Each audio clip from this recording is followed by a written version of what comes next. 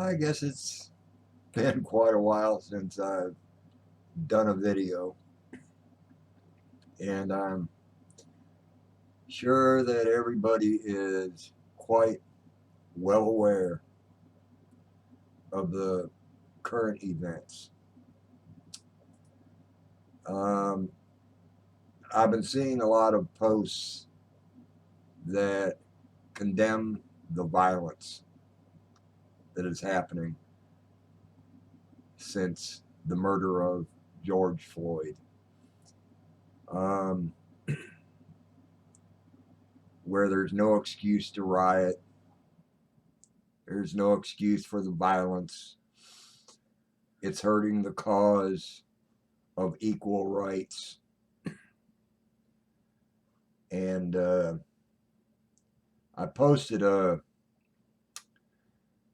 I shared a post referring to that. And my response was, hasn't there always been war and violence to achieve peace? It seems to be the only way to get the masses to listen. Why must that be so? How can injustices be achieved peacefully?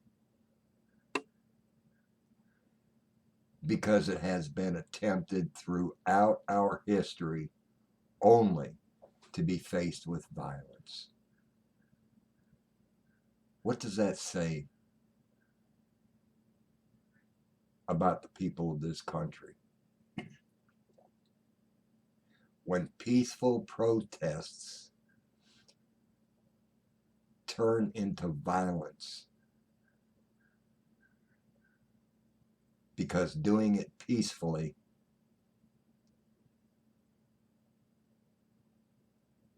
only gets faced with violence.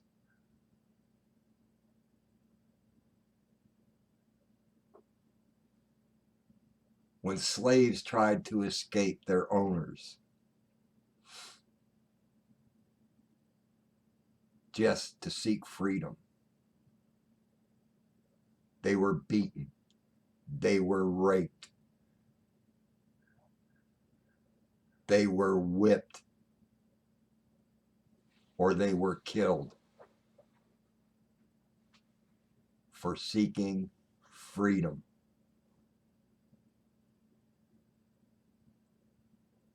When the women of the 1800s and 1900s peacefully protested for the right to vote, they were beaten, they were flogged, many were killed for peacefully protesting the right for women to vote.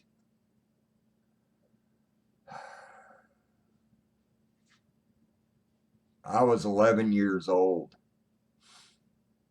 and watched Martin Luther King speak. I was in awe. And because I admired what he was saying, I was beaten for being, excuse the word, a nigger lover. At 11 years old, being raised in a predominantly white neighborhood, going to all white schools in the suburbs of Detroit while I watched the smoke in Detroit from the race riots in 1967, wondering why are innocent people, black people, being hosed and knocked down from the hoses connected to fire hydrants. Why were they being attacked by police dogs after they got burned out from their homes by militants who were rightfully pissed because for 400 years they have been repressed, oppressed, and beaten. I saw the white drinking fountains and the black drinking fountains when we would go to Detroit. We saw the white only bathrooms and the black only bathrooms when I was a child. And I questioned, why are we doing that? And I was beaten by my parents, the good Christian parents.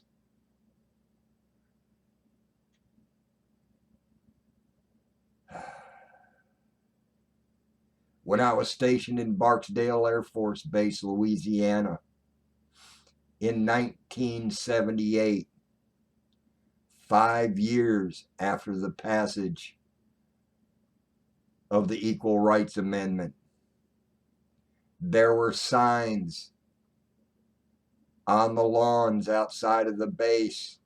Niggers, keep off the grass.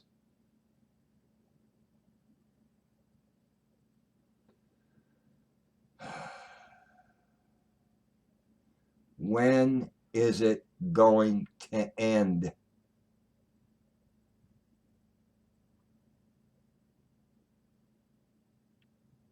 This country didn't listen every time a peaceful protest was done. The kids at Kent State University who were fighting against the Vietnam War were greeted by the National Guard with bullets.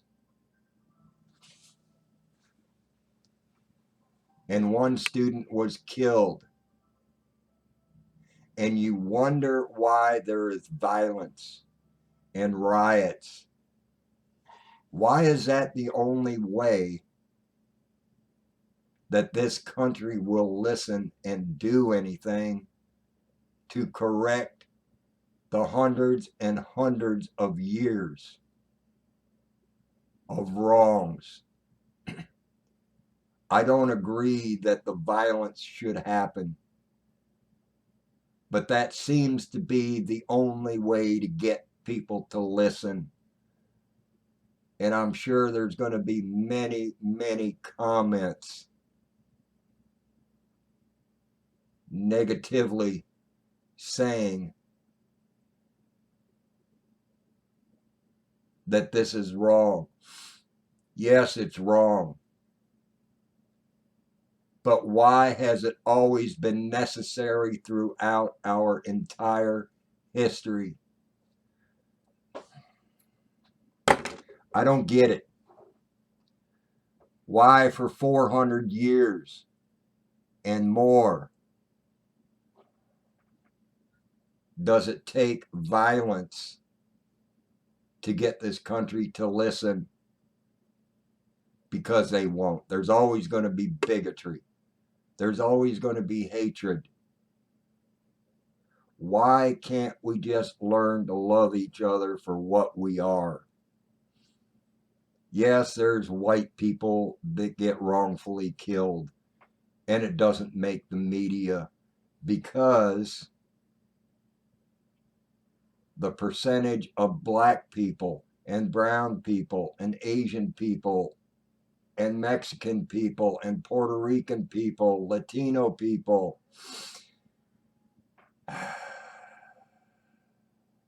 are constantly being harassed because they are different, because they speak a different language.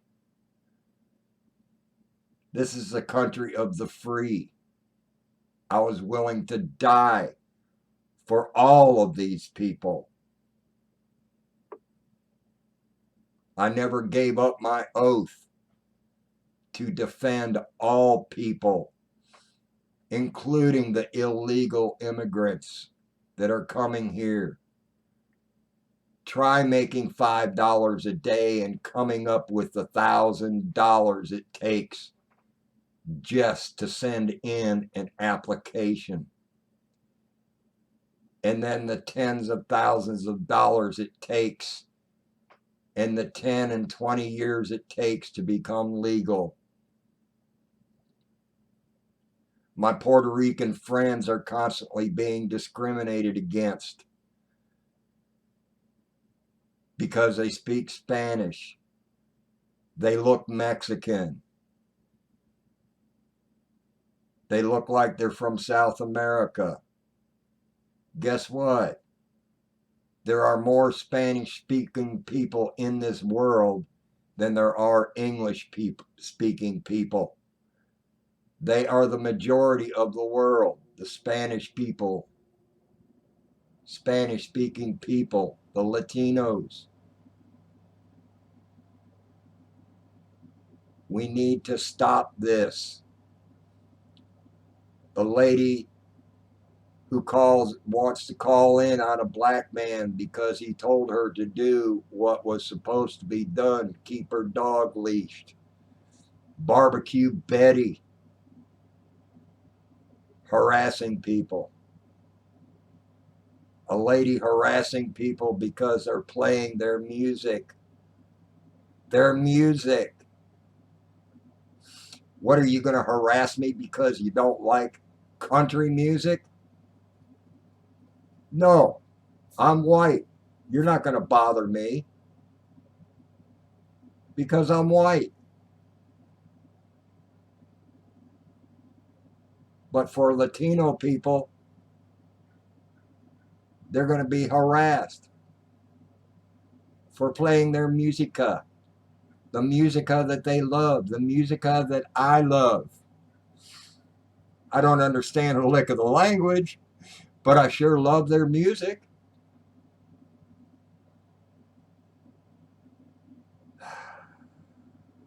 Come on, people.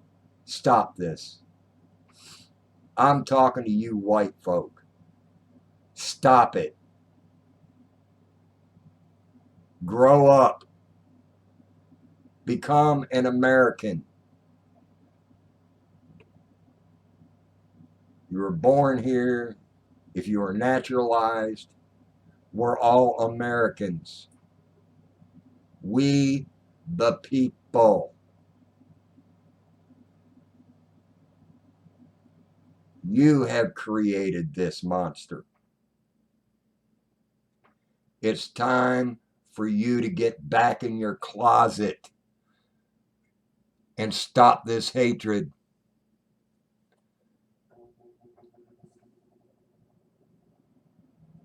Because this is not what I was willing to die for.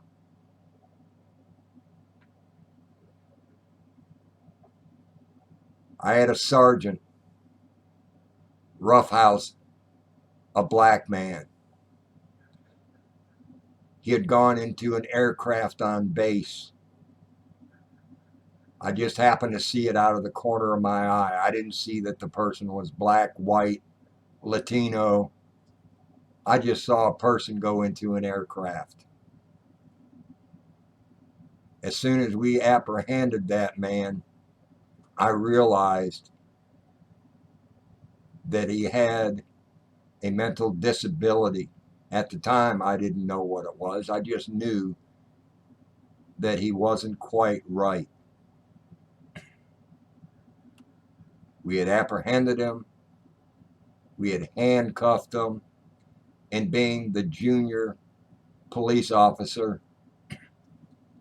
I had to step back once I handcuffed him, hold my M16,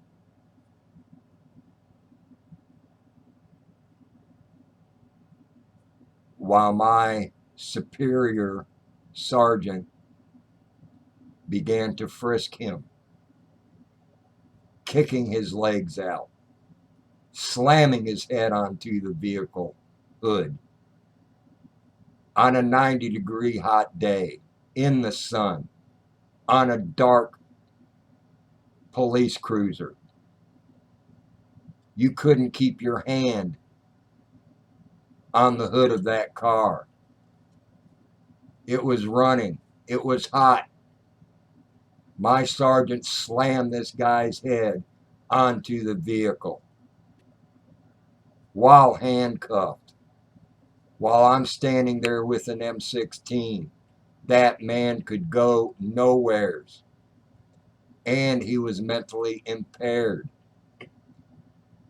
That was found out after my court martial because I pushed my sergeant away. I told my sergeant that that was wrong. I was facing jail time.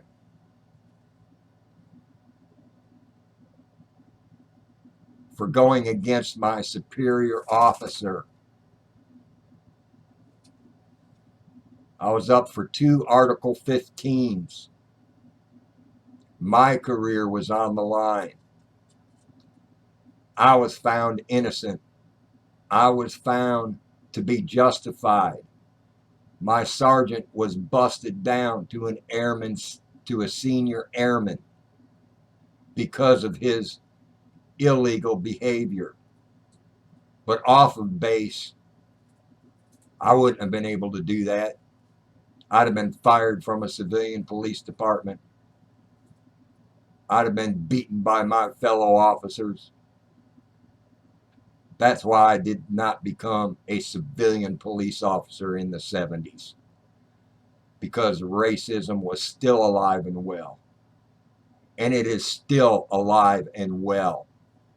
And I am so fed up with this white privilege that I'm constantly seeing around me. I'm tired of hearing the N-word from my fellow white people. It's disgusting. It's happening. I'm fed up with it. Time for this to end. It'll never end. That's what's really pissing me off. It'll never end. There's always those bigots in the closet. There are always those white supremacists who think that their skin is better than anybody else's. Well, it's not, because we all bleed red. My heart can go into the body of a black man. A black man's heart can go into the body of a white man to save their life.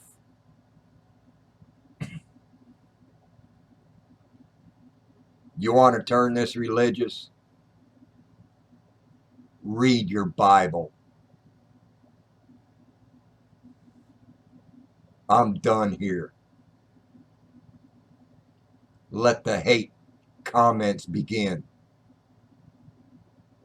Because I won't listen to it. I won't respond to it. Because there is no justification for it. Just stop it.